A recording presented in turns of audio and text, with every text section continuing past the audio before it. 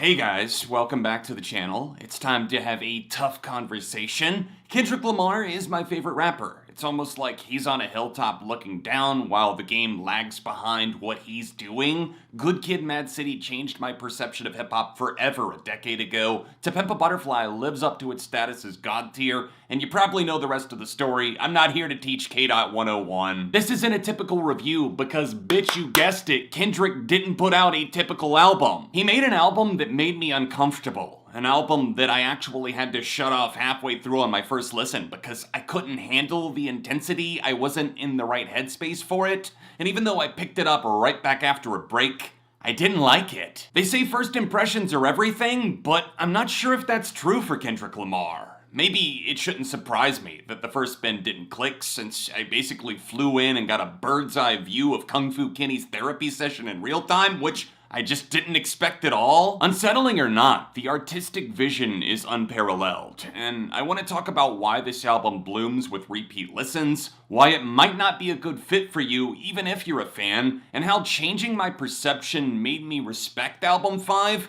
even if I have some gripes that we're gonna get to soon enough. Mr. Morale and the Big Steppers is Kendrick's fifth and final album under Top Dawg Entertainment, leaving the future wide open as far as where and what he creates next. But we have to address the elephant in the room. In the music community, Kendrick seems to be bulletproof to any sort of criticism, with fans taking minor little nitpicks and critiques as a chance to unfairly dunk on anybody that has a different opinion, making it hard even for fans to see past the hype and digest the album without these massive expectations weighing on their shoulders. It's called Mr. Morale for a reason. It's provocative as a title, sure, but morale is very similar to the word moral. And to be honest, it kind of feels like Kendrick's moral compass is spinning all over the place, like he's near a huge magnet. On one hand, it's obvious he's admitting his flaws, coming to terms with childhood trauma, and growing as a man while acknowledging the hurt he's caused to Whitney, the mother of his two children. On the other, Kendrick's fumigating pent-up frustration with social media, fake snakes, and cancel culture,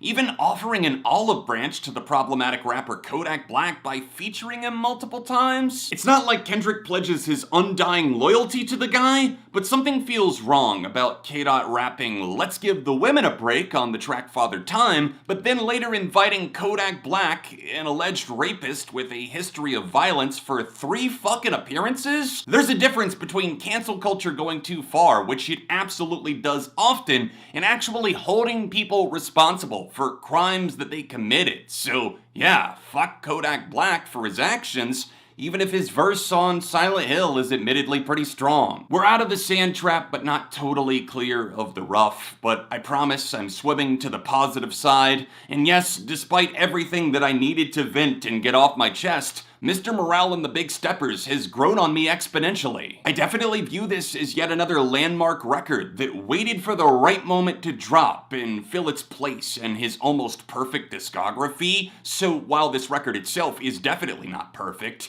it's definitely more than worthy, and dare I say it, it's better and more consistent than Damn. Damn was fueled by negative thoughts, but his next studio set takes the opportunity to divide into sections a la To Pimp A Butterfly. Everything plays out like a lengthy visit to the therapist, as Kendrick starts by digging through childhood trauma, commenting on behavior of other rappers and what they may be overcompensating for, eventually concluding with the revelation that he has to improve himself and be better to those around him, including his partner Whitney, who suffered at the hands of his lust addiction. Although this is technically a double album with 9 tracks on each side, there's not an abrupt tonal shift that makes it feel jarringly different. The middle section around the transition to disc 2 is definitely the low point though, and maybe the hardest to sit through, beginning with We Cry Together thanks to the argument that is definitely going on throughout the entirety of the track, and it might remind you of things that maybe you don't want to surround yourself with.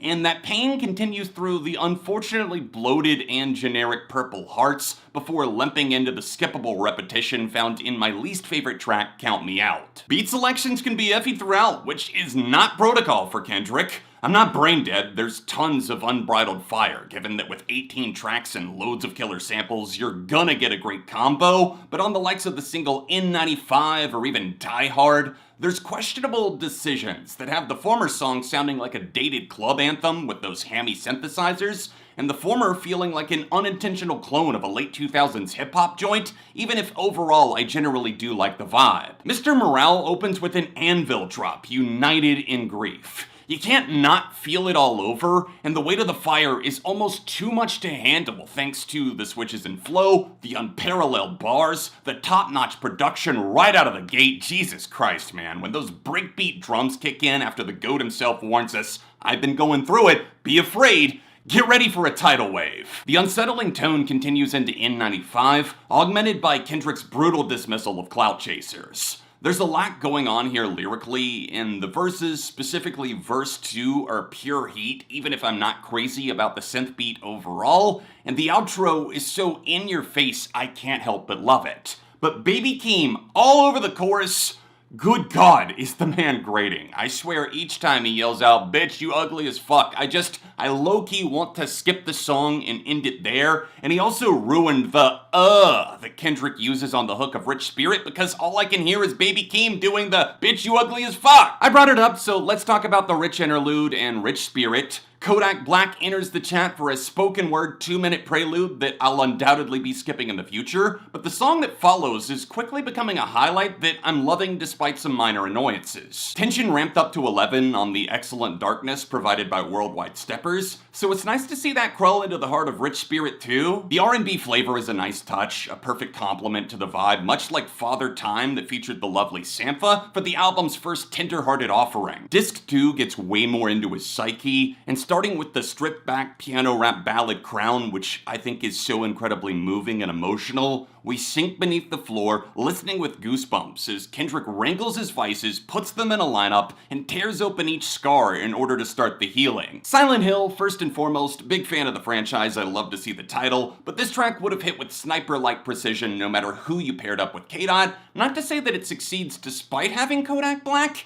it's just that the road was already paved in gold, with laser pew-pew beats and a vicious verse from the main artist himself. All Kodak Black had to do was write something better than his typical bullshit, and he did that, so thanks for not ruining one of my favorites on the album. Savior lands a bit of a mic drop moment by choosing to take down the pedestal fans try to put celebrities, including Kendrick, on. You can't tell me that the man is not trying to learn from his past mistakes, because he's going back in time literally to see where things went wrong, and even admitting how his opinions sometimes change, which I really respect. Kendrick may have pushed the needle forward all throughout the record, and of course everyone's gonna have something different to say, whether you partially agree with me, fully agree, or disagree entirely, but just to float it out there, the final 4 songs on Mr. Morale and the Big Steppers are among the best, most raw, emotional cuts he has ever delivered. Auntie Diaries fucked me up hardcore. As somebody who grew up in church around people who were openly homophobic, misogynistic, transphobic, you name it, they'll bigot it. The subtle, gentle, instrumental swell rises perfectly throughout, eventually concluding with Kendrick having some major progressive epiphanies scored to the rhythm of illustrious strings. The major usage of the F-slur is definitely questionable regardless of the intent, and I'm still not sure how to feel about it, but once again, Kendrick isn't afraid to challenge perception with some heavy-handed lyricism. While I've got plenty of love for the track Mr. Morale and Kendrick's ability to connect the dots to 2013 Yeezus-era Kanye, which definitely makes me think of Kanye and Eminem in terms of how Kendrick comes across on this record, I do like that track. I love the moment of self-love burden-cleansing Mirror, which is the final song on the album, but the last track that I really have to hammer home my praise for is my personal favorite, the 6-minute Mother I Sober featuring Beth Gibbons of the electronic band Portishead. Hands down, this is a sobering, emotional confession booth. Kendrick bears his soul, his pain, his lust, his family trauma, the abuse, the poverty, the system that sets up black families to fail, the broken homes, the deaths, the loss. It's all moving to the point of tears, and way beyond that, it might be the waterworks full on. Gentle pianos put a chill in the air as trauma pours out like the walls of a dam breaking under pressure. Beth Gibbons' voice on the hook resonates deeply, along with that outro from Whitney and Kendrick's kids talking about him breaking the generational curse. It's definitely something so raw and intimate put to tape for the entire world to hear. The album art reflects this family dynamic even further, hinting with just a picture that things were gonna get very personal, but I had no idea the blood would run as deep as it did.